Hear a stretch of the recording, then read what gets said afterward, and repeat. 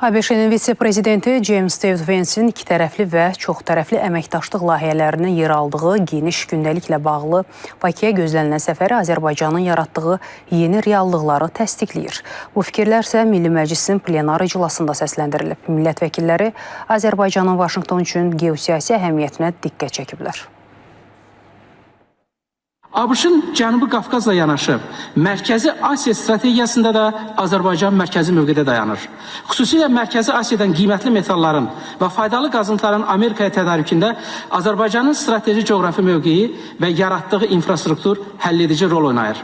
Zəngəzur dəhlizi və Trip marşrutu orta dəhlizin əsas segmentləri kimi bu prosesdə xüsusi əhəmiyyət kəsb edir. Prezident Əliyevin sülh gündəliyinin Prezident Trump tərəfindən müxtəlif beynəlxalq platformalarda yüksək qiymətləndirilməsi, eləcə də iki lider arasında mövcud olan etibarlı şəxsi münasibətlər də iki tərəfli siyasi əlaqələrin uğurunu şərtləndirən əsas amillərdəndir. Azərbaycan və Cənubi Qafqaz dünyanın diqqət mərkəzindədir və Cənubi Qafqazın siyasi strateji xəritəsi əvvəlkindən daha dinamik, daha rəqabətə açıqdır.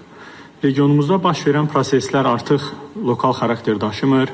Bu proseslər beynəlxalq təhlükəsizlik, enerji marşrutları və dünyada yeni geosiyasi balansların formalaşmasına birbaşa təsir göstərir.